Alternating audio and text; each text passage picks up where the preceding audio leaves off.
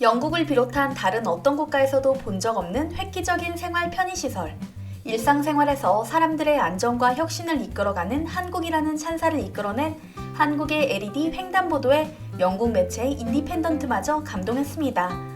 최근 인디펜던트지는 한국의 LED 횡단보도에 대해 설명하며 스마트폰에 중독된 현대 스몬비들을 위한 안전장치라고 덧붙였는데요. 이와 더불어 한국에서 시행되고 있는 시민 안전과 편의를 위한 생활 밀착형 시설에 대해 보도했습니다. 인디펜던트의 기사는 미국 최대 온라인 커뮤니티 레딧에서 크게 화제가 됐는데요. 이 기사를 본 미국, 영국, 스위스, 호주 등 우리가 흔히 생각하는 선진국에 사는 외국인들의 한숨이 이어졌습니다. 2016년 행정안전부가 발표한 보행안전 종합대책 발표에 따르면 교통사고 유형별 사망자 1위는 보행 중인 것으로 밝혀졌습니다. 10명 중 4명이 길을 걷다가 교통사고를 당해 사망한다는 예상 외의 결과였습니다. 특히 야간 교통사고 사망자의 비율이 주간의 2배 이상이라고 하는데요. 횡단보도 가시성이 얼마나 중요한지 절감한 각 지자체는 최근 도로에 제2의 신호등을 설치하고 있습니다. 바로 바닥 신호등이라 불리는 LED 횡단보도죠. LED 횡단보도는 일반 횡단보도의 시작점과 끝부분에 LED 조명을 띠 모양으로 설치한 형태로 일반적인 교통신호등과 동일하게 작동합니다. 신호등에 녹색불이 들어오면 LED 횡단보도에도 녹색불이 들어오는 시기죠. 통행량이 많은 서울의 도로를 중심으로 시범 설치됐던 LED 횡단보도는 최근 부산, 보령, 여주, 전주 등 전국 각 지역에 확대 도입되고 있는데요. 시민들의 만족도가 높을 뿐더러 설치비가 저렴한데도 교통사고 예방 효과가 매우 뛰어났기 때문입니다.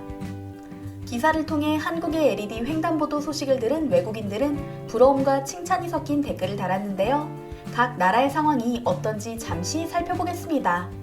나는 독일에 사는 외국인이고 약간 장애가 있어. 독일에도 LED 횡단보도 같은 것들이 있긴 하지만 특정 장소에만 있다는 게 문제야. 집에서 나와 저기까지 갈 수가 없어. 독일도 선진국이 아닌 것 같네. 미국도 저런 멋진 것들은 빨리 도입이 시급한데. 나는 여전히 1960년대에서 80년대에 머물러 있는 나라에 살고 있어서 그런지 한국의 저런 모습을 보는 게 너무 부러워. 나는 도로교통 엔지니어인데 내가 보기에도 정말 괜찮은 아이디어 같아. 사람들에게 아무리 주의를 줘도 효과가 크게 없다면 저런 방법을 써야지. 안전에 관련된 것은 모든 각도에서 다뤄져야 해. 한국에서 저렇게 하는 것은 비용도 적고 쉬운 방법 같아.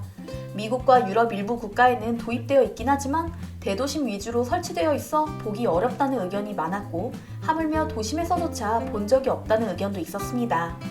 한국에는 저런 것들이 더 많이 설치되고 있어. 확실히 보행자와 운전자 모두에게 가시성을 높여줘. 저긴 아마 서울의 건대입구역 근처일 거야. 난 한국에서 잠시 살고 있는데 여기서는 자동차가 필요 없어. 대중교통이 잘 되어 있어서 자동차 없이도 많은 사람을 만날 수 있어.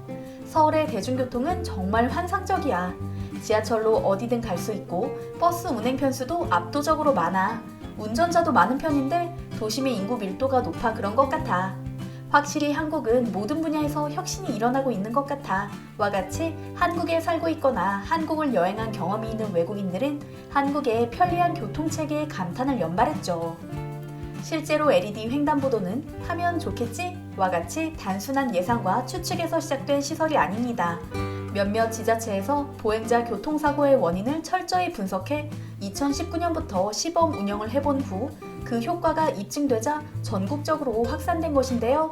특히 아파트, 학원, 유치원 등 아이들과 노약자가 많은 곳에서 큰 호응을 얻고 있습니다. 녹색불이 켜지자마자 쏜살같이 달려나가는 어린아이들과 휴대폰에서 눈을 떼지 못하고 고개를 숙인 채 걷는 고등학생, 다리가 불편해 보이는 어르신 등 위험천만한 순간이 하루에도 몇 번이나 목격되는 곳이 바로 주택가의 횡단보도인데요. LED 횡단보도가 설치된 곳에는 이런 돌발 행동과 무관심이 조금 덜한 것 같습니다. 아무래도 신호등 보도 표시 면적도 넓고 눈에 띄니 주의를 기울일 수밖에 없죠. 학부모들도 입을 모아 이전보다 조금 안심하게 됐다고 말하는데요. 특히 밤에는 LED 횡단보도의 장점이 더욱 두드러집니다. 운전자든 보행자든 푸른빛을 보는 순간 무의식 중에 주의하게 될 테니까요. LED 횡단보도 외에도 한국의 생활 밀착형 혁신시설은 다른 나라와 비교하기 어려울 정도로 너무나 많습니다. 일례로 LED 횡단보도와 비슷한 목적으로 설치된 활주로형 횡단보도는 횡단보도 양 옆을 따라 일정한 간격으로 매립형 LED 유도등을 설치해 건널목임을 인지시키는 교통안전 시설입니다. 야간뿐 아니라 미세먼지, 안개, 우천 등 기상 변화로 인해 가시거리가 짧아졌을 때도 유용한데요. GPS 시스템을 이용해 기상위성의 데이터를 전송받아 계절별 일출 일몰 시간에 맞춰 점등 시간이 자동 제어되고 조도 센서를 통해 일정 조도 이하일 경우 자동으로 작동되는 똑똑한 시스템을 갖추고 있습니다. 활주로형 횡단보도는 보행 교통사고를 획기적으로 줄이는 데 한몫했습니다. 전국에서 가장 먼저 활주로형 횡단보도를 설치한 서초구의 조사 결과에 따르면 활주로형 횡단보도에서 보행교통사고 재발률은 1% 이하로 나타났거든요. 현재 서울을 비롯해 부산, 인천, 대구, 대전, 세종, 제주 등 전국 37개 지자체가 활주로형 횡단보도를 도입해 운영 중입니다. 큰 비용이 들지 않는 데다 교통사고를 줄이는 데 효과적이라 평가를 받는 톡톡 튀는 아이디어도 있습니다. 지난 4월부터 남양주시 횡단보도에 처음 등장하기 시작한 장수의자입니다. 이름부터 재밌는 장수의자는 횡단보도 인근 철조를 활용한 접이식 의자로 횡단보도에서 파란불로 바뀔 때까지 앉아서 기다릴 수 있게 만든 시설인데요.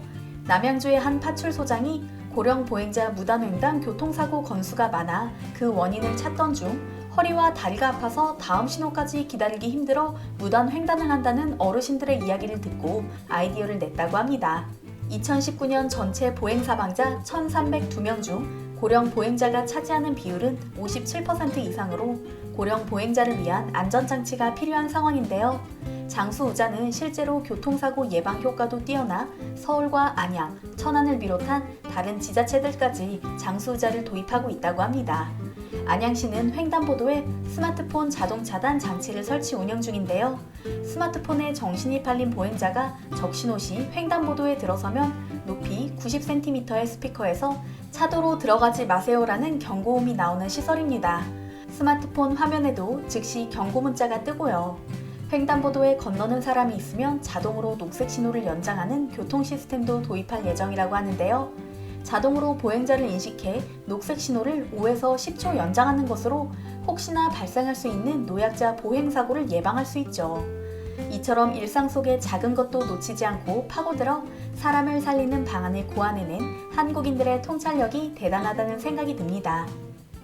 과거의 지자체들이 멀쩡한 보도블럭을 교체하는 등 쓸데없는 곳에 예산을 낭비했던 것과 달리 최근에는 안전은 물론이고 주민들의 생활 편의를 향상시키기 위해 노력하는 모습이 관찰됩니다. 그럴수록 한국은 보다 편리하고 안전해질 거고요. 전 세계에서 가장 안전한 나라로 손꼽히는 한국.